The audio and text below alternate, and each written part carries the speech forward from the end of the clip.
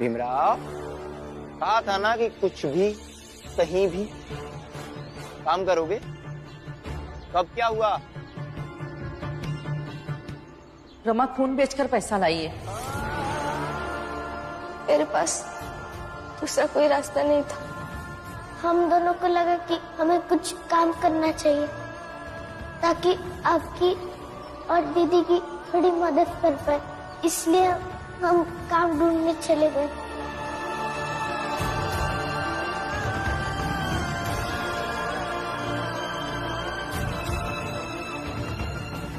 रुस्तम, ये तुम बहुत ही अनुचित कर रहे हो। उचित, अनुचित, इसका ज्ञान मुझे नहीं। इसे काम करना है तो करे, वरना जाए यहां से। अरे इसका साला नौकरी करते करते मर गया, और जीजा अभी भी नौकरी के लिए मोलभाव कर रहा है। कमाल है।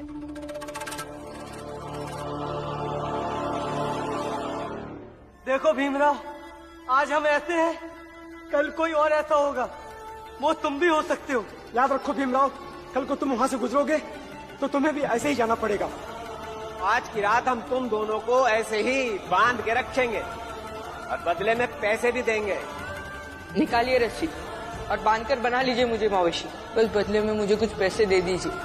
तुम्हारी पूरी जिंदगी बीतती है इन गंदगी के बीच में, तुम्हें क्या गंदगी से हुआ है? कचरे को तुम लोगों के बीच अपनापन महसूस होता है, इसीलिए सड़क पर जहाँ जहाँ जाओगे कचरा वहीं फेंका जाएगा। कल को तुम वहां से गुजरोगे तो तुम्हें भी ऐसे ही जाना पड़ेगा। आज की रात हम तुम दोनों को ऐसे ही बांध के रखेंगे। पूरी जिंदगी बीतती है इन गंदगी के बीच और में, बदले में पैसे भी देंगे। तुम्हें क्या गंदगी से हुआ है? कचरे को तुम लोगों के बीच अपनापन महसूस होता है। मैं करूंगा ये काम।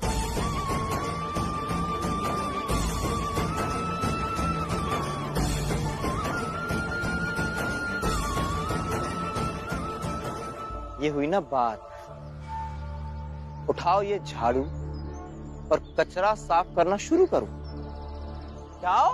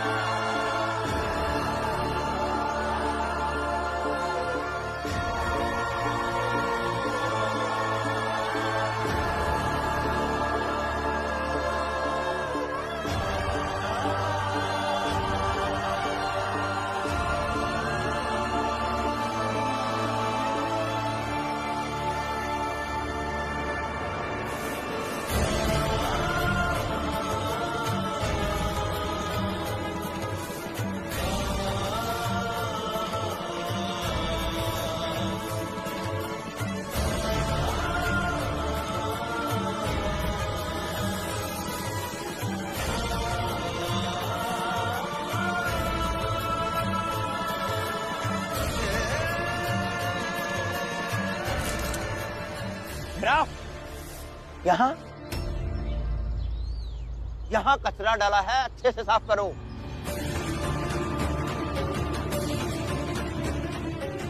इस तन का दीवा करूं, बाती में लूं जी,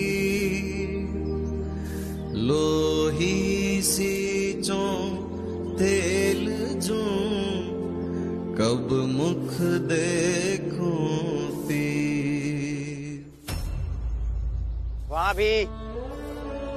वहां भी ढंग से सफाई करो। जाओ।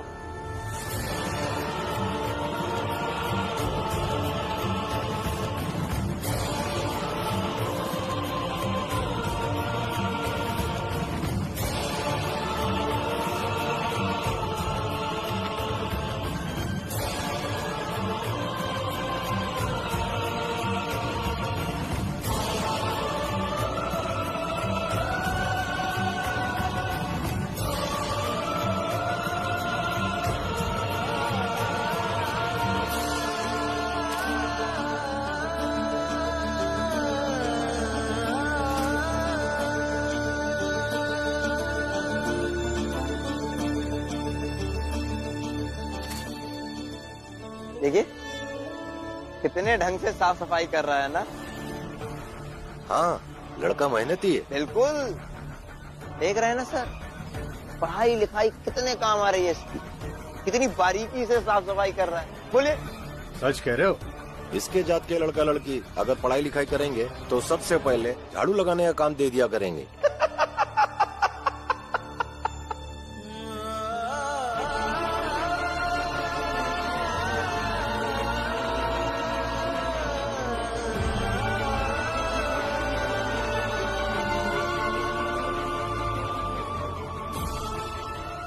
जीवन में बहुत बहुत काम करना है। हमारे सपने पूरे करते रहना है तुम्हें।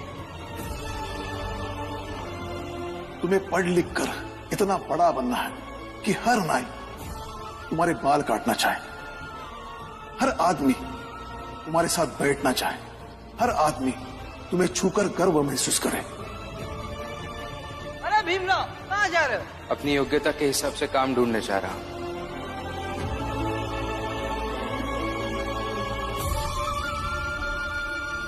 ये नाम अच्छे से याद रखिए साहब, एक दिन ये भी बहुत बड़े बैरिस्टर बनेंगे।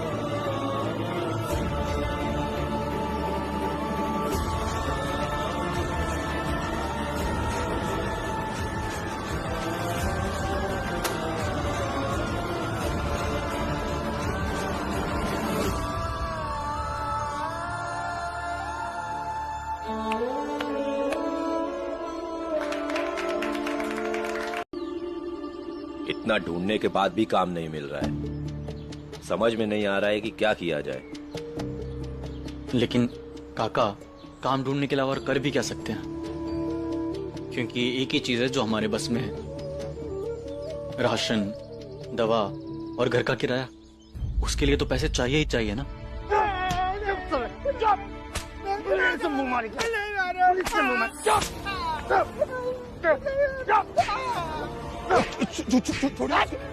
छोड़िए, आप क्या कर रहे हैं? छोड़िए, ऐसे किसी को मारना ठीक नहीं है।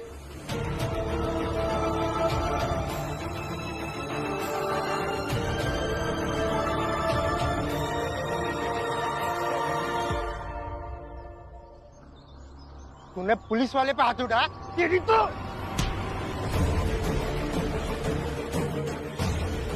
मैं भी रिटायर्ड सूबेदार रामजी सकपाल हूं। मैंने भी फौज में नौकरी की है, लेकिन ऐसे किसी को मारना गलत है। तू रिटायर्ड सूबेदार है ना? अभी बता दो तुझे। रुक तो यहीं। अंग्रेजी पुलिस वाले पे हाथ उठाता है, छोड़ूंगा नहीं तेरे को।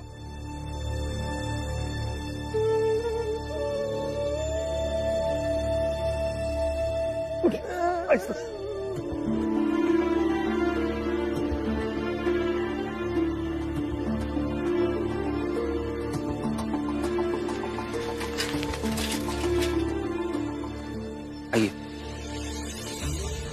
घबराइए मत, आइए। दरोगा साहब, रिपोर्ट लिख लीजिए।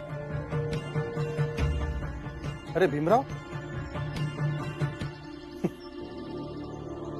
आज किसके खिलाफ रिपोर्ट लिखवाने आए हो? सर, रामजी सकपाल के खिलाफ।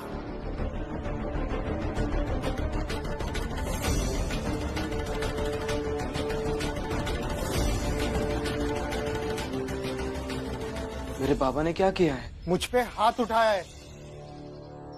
क्या रामजी ने तुम पर हाथ उठाया? बाबा ने बेवजह इससे लड़ाई नहीं की होगी। ठीक है, लिखता हूं। पहले रामजी सकपाल के बेटे की तो रिपोर्ट लिख लेता हूं। भीमराव, आज किसके खिलाफ? सर, व्यवस्था के खिलाफ, फैक्ट्री के उन मालिकों के खिलाफ जिनके फैक्ट्री में छोटे बच्चे काम करने के लिए जाते हैं और वही मर भी जाते हैं, लेकिन मालिक दिखते नहीं। और व्यवस्था के खिलाफ इसलिए क्योंकि व्यवस्था इन छोटे छोटे बच्चों को काम करने से क्यों नहीं रोक पाती है। ए भीमराव, मैं सरकार नहीं हूँ और फैक्ट्री के मालिक तुम्हारे घर पर नहीं आते और नहीं कहते कि तुम्हारे बच्चों को भेजे काम पे। तुम सब खुद पैसे के लिए भेजते हो बच्चों को, और कम उम्र के बच्चों का काम करना कानूनन गलत नहीं है। और एक हादसे के लिए बिना सबूत के हम किसी को कैसे मुजरिम बना दे? जिम्मेदारी किसी को तो लेनी पड़ेगी ना सर। आप रिपोर्ट लिखेंगे तो उसकी केस बनेगी, वो अदालत में जाएगी, उस पर चर्चा होगी, बहस होगी, क्या पता नतीजा भी निकल कर सामने आएगा। आप रिपोर्ट ही नहीं लिखेंगे तो केस कैसे बनेगी सर? ए, ज्यादा बोल रहा है तू, अब जाओ यहां से। और तुम लिखवाओ राम जी ने क्या किया। देखिए सर, मैं क्या कह रहा हूँ। चुप रहो, क्या जानबूझकर चिल्ला रहे हो? हाँ, ताकि मैं तुम्हारे बाप के खिलाफ रिपोर्ट ना लिख सकूं? मैं ऐसा नहीं कह रहा हूँ सर, इनका जो कहना है वो भी लिख लीजिए, लेकिन मैं जो कह रहा हूँ वो भी तो लिखिए ना। भीम, तुम मुझे कहाँ लेकर आ गए? तुम तो मुझको जग्या के पास लेके जाने वाले थे ना, वो वहाँ पर। हाँ, मुझको मोदक भी बनाने हैं, जल्दी चलो ना तुम। काकी जाएंगे आप शांत हो जाइए। जल्दी चलो, बहुत देर हो गई है। सर देखिए इन्हें, अपने बेटे के मौत के सदमे में पागल हो गई है ये। भीम, जग्या मरा नहीं है, वो तो फैक्ट्री गया है, पैसे कमाने गया है वो, अभी पैसे लेकर आएगा ना। हाँ काकी आएगा, हम जाएंगे फैक्ट्री। हाँ, जल्दी चल, मुझको देर हो गई है, अभी भोज भी देना है मेरे को सबको। इनकी अवस्था देखकर भी आपको नहीं लग रहा है कि कानूनी रूप से इनकी मदद करनी चाहिए? तुम समझ क्यों नहीं पा रहे हो? ये सब आसान है क्या? पता है सर, आसान नहीं है, लेकिन किसी को तो आवाज उठानी ही होगी ना। मैं और आप मिलकर आवाज उठाएंगे तो पहाड़ जितनी मुश्किलें भी आसान हो सकती है। अरे कहाँ तुम तकलीफ उठा रहे हो?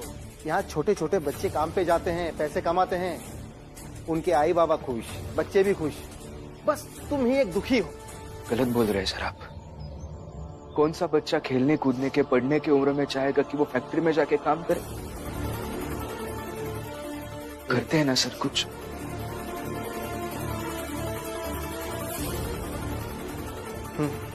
ठीक है, फिर जाओ और एक काम करो, कम से कम 20 बच्चों को लाओ जो सिर्फ पढ़ना चाहते हैं और काम नहीं करना चाहते हैं। फिर सोचते हैं क्या करना है। भीम 20 बच्चों को लेने जाएगा तो मेरे जग्या के पास कौन जाएगा? हाँ, मैं अपना जाती हूँ जग्या के पास, ये नहीं जाएगा। काकी ऐसा मत की काकी।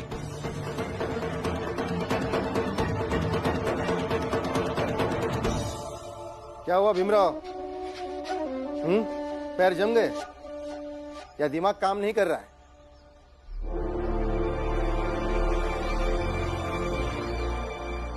मैं जाऊंगा सर और 20 बच्चों को ढूंढ के लाऊंगा। वैसे तो सबूत अदालत में पेश करने होते हैं, लेकिन आपने तो इस लड़ाई की शुरुआत में बल्कि लड़ाई शुरू होने से पहले ही सबूत मांगे हैं, वो भी दे दूंगा। दरोगा जी चलिए, अभी रामजी सकपाल को गिरफ्तार करके ले आते। चलिए, अब तो राम जी का बेटा भी हमारे साथ ही है, घर तक तो यही लेके जाएगा ना। है? चलो भीमराव, कानून और न्याय की रट लगाए रहते ही हो, अब उम्मीद करता हूं कि हमें रोकने की कोशिश नहीं करोगे। चलो।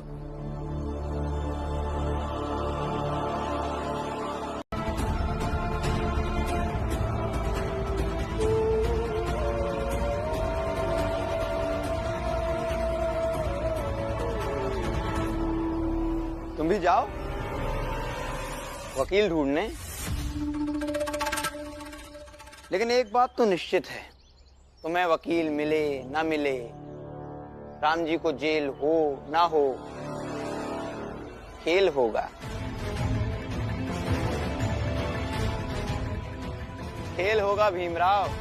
एक सरकारी सिपाही को ऑन ड्यूटी मारने के अपराध में रामजी सकपाल की पेंशन बंद।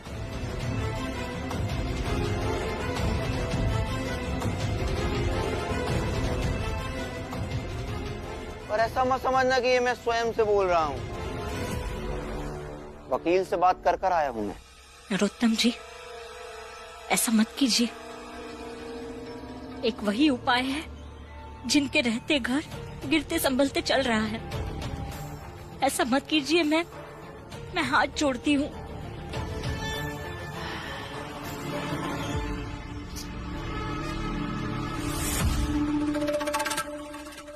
तुम लोग ना हमेशा हमेशा मेरे दयालु स्वभाव का फायदा उठाते हो। ठीक है, एक उपाय है। अगर वो सिपाही अपना केस वापस ले ले तो राम जी की पेंशन बंद नहीं होगी। मैं वादा करता हूं कि वो सिपाही केस वापस ले लेगा। भीमराव को मेरी शर्त माननी होगी। अगर ये मेरी शर्त मान लेगा तो राम जी को पेंशन मिलती रहेगी। अब देखो, तुम भी काम करने लगे हो। रमा को भी उसकी काबिलियत के हिसाब से काम मिल ही गया, झाड़ू पोछे बर्तन का। अब अगर भीमराव मेरी ये शर्त मान ले तो मैं वादा करता हूं कि मैं इस चौल में कभी कदम नहीं रखूंगा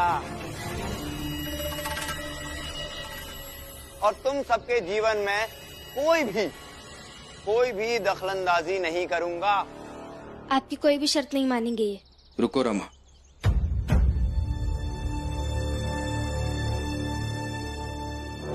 कौन सी शर्त? शर्त ये है कि कल सुबह जब तुम काम करने आओगे, कचरा उठाने, तो एक कागज में लिख कर देना कि तुम कभी कॉलेज नहीं आओगे। बस।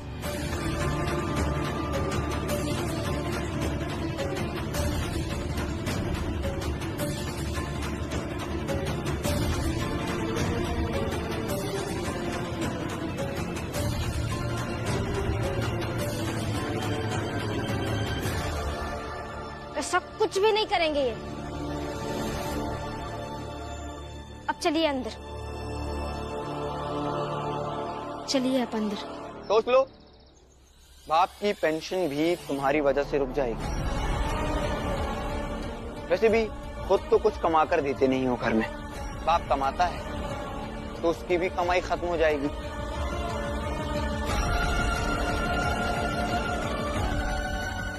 सोचो, तुम्हारे फैसले का इंतजार रहेगा मुझे।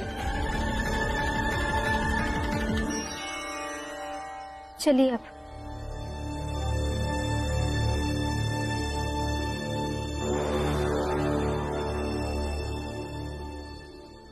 तुम नहीं, आप घर में बड़ी हैं, समझदार भी लगती हैं। समझाइए अपने लाडले भीम को। जाइए।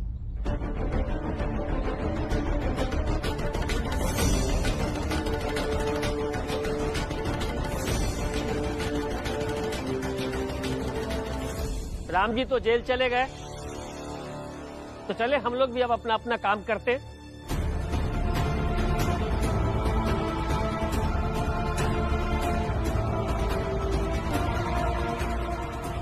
आनंद, परेशान मत हो। राम जी को कुछ नहीं होगा, वो जल्द छूट जाएंगे। आओ चाय पियो। मैं भीमराव अंबेडकर ये लिखित में वचन देता हूं कि आज से कभी कॉलेज पढ़ने नहीं जाऊंगा।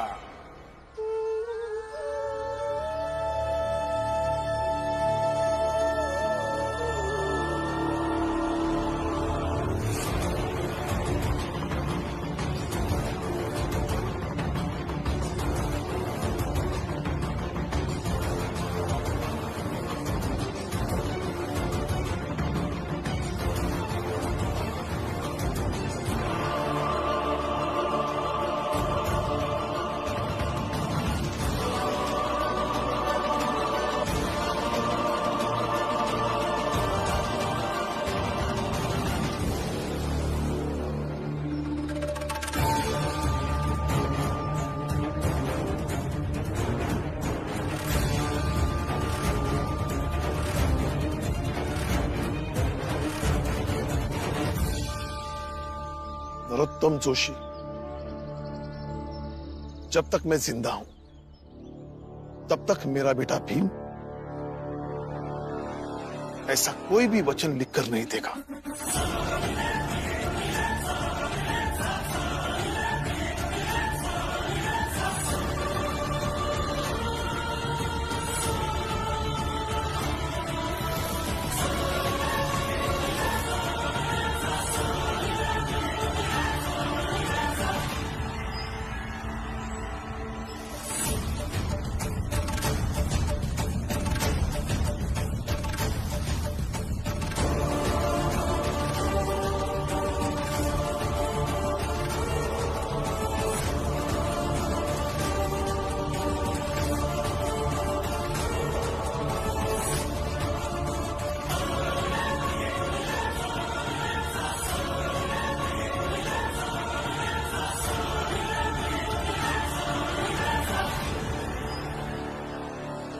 तू जेल में था ना, फिर तू यहाँ कैसे आया? हाँ राम जी।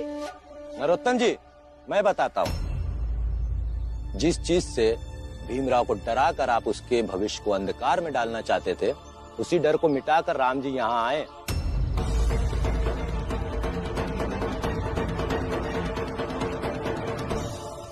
मतलब बाबा? मतलब मैंने लिखित स्वरूप में अपनी गलती स्वीकार कर दी और मैं खुद अपनी पेंशन छोड़कर आया हूं।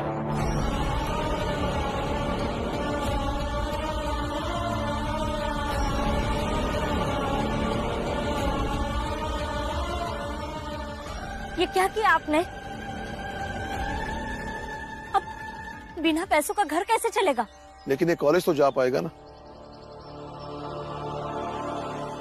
इसकी पढ़ाई जारी रखने के लिए मैं कुछ भी कर सकता हूं।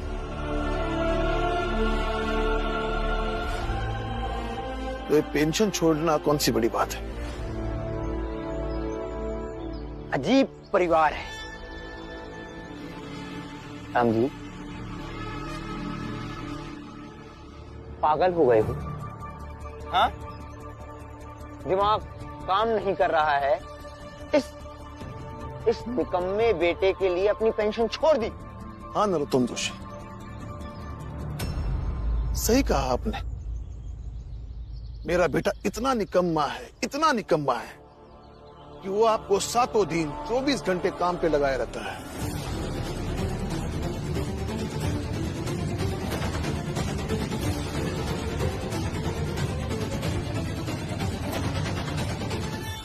मेरा समझा अपने बाप को, बहुत समझदारी की बातें करता है ना, समझा।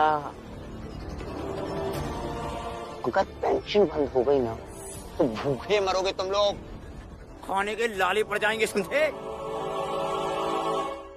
बाबा, आप मेरे कॉलेज की चिंता मत कीजिए। पढ़ा तो अकेले भी जा सकता है, वो मैं देख लूंगा। बाप हूं तेरा, जो चाहूंगा वही करूंगा। बुद्धि भ्रष्ट हो गई है क्या राम जी? हाँ? मारो तुम सब। भीम, झाड़ू उठाओ और काम शुरू करो। चल भीम। नहीं बाबा, मैं ये काम करूंगा। अब घर जाइए।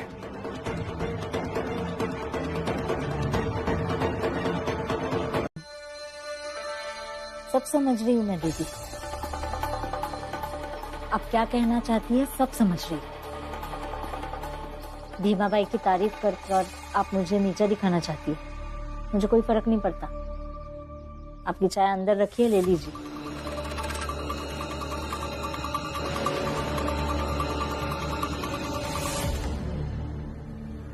ये कैसी चाय बनी? तो क्या करूं? पेंशन बंद हो गई है, घर का खर्चा संभाल संभाल कर चलाना पड़ता है। कल का जो दूध बचा था उसी में से बनाई, खर्चा तो संभालना पड़ेगा ना घर का। दूध नहीं आया आज। हाँ तो आई, अगर दूध नहीं है घर में तो कल से मुझे चाय मत देना, लेकिन बाबा को उनको जैसे चाहिए वैसे चाय दीजिए। कल से मैं भी चाय नहीं पीऊंगी। भैया ने जीवन भर हमारे लिए संघर्ष किया है, तो क्या हम उनके लिए चाय नहीं छोड़ सकते? घर भी छोड़ देती तो अच्छा होता। यही तो सोचने वाली बात है बुआ जी, चाय छोड़ने की नौबत ही क्यों आई? अगर भीम भाव। लक्ष्मी, क्या है? इज्जत से बात करनी नहीं आती तुम्हें? चुप रहेंगे आप? अगर भीम भाव ने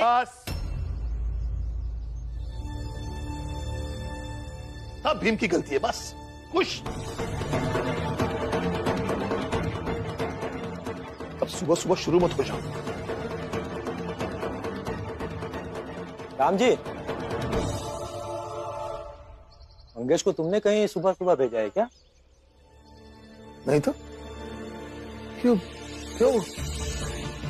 पता नहीं, वो आसपास कहीं दिख नहीं रहा है। दिख नहीं रहा? चल ढूंढते। अच्छा,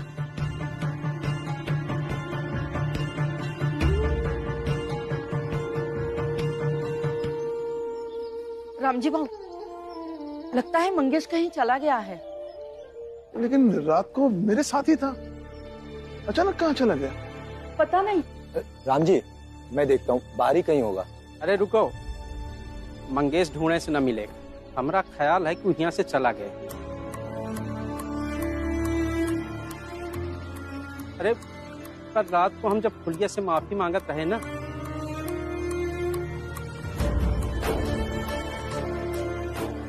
तभी शायद कहूं से हमका देख लिया और सोचा होएगा कि अब यहाँ रहने से कोनो फायदा है नहीं, तो चला गया। नहीं नहीं, मंगेश काका ऐसे बिना बताए थोड़ी जाएंगे। वो बेचारा जब से ही आया ना, बहुत परेशान रहा, बहुत तकलीफ झेला हमने वजह से। उसे कहत रहा कि फुलिया जी, हम तो बम्बई में पैसा कमाने आए थे, भीमराव और राम जी की मदद करे खातिर आए थे, लेकिन ऐसा लगा था जैसे सब लोग हमसे बहुत परेशान हैं। आपको इतनी परेशानी हुई, राम जी को परेशानी हुई, बस एक बार आपका जोखू का घर ठीक से बस जाए ना, तो हम वापस सतारा चल जाएंगे। पता नहीं उनके दिमाग में क्या, बिना कहूं से कुछ कहे चुपचाप सब छोड़ छाड़ के चला गया।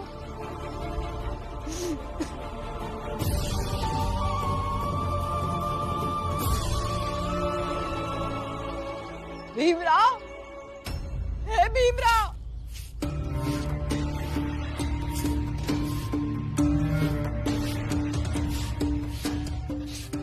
जी काकी, क्या हुआ? भीमराव कहाँ है? काम पर गया। पूरी किस्मत बहुत अच्छी है रमा, मेरा पति बहुत अच्छा आदमी है।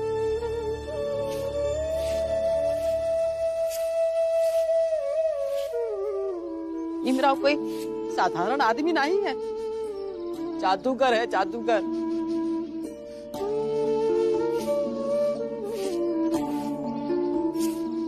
मंगेश हमसे कहत रहा, फुलिया जी पहले मैं बहुत बुरा आदमी था, और तो और भीमराव के साथ भी बहुत बुरा किया रहा हूँ, बहुत उल्टा सीधा हरकत किया रहा।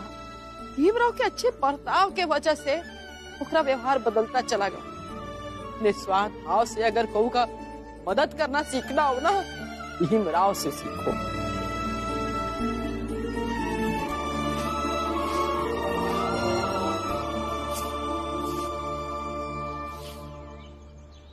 क्या तमाशा लगा रखा है? भीम भीम भीम। आइंदा से भीम के बारे में जिसे जो कुछ भी कहना हो मेरे सामने, नहीं तो मुझसे बुरा कोई नहीं होगा।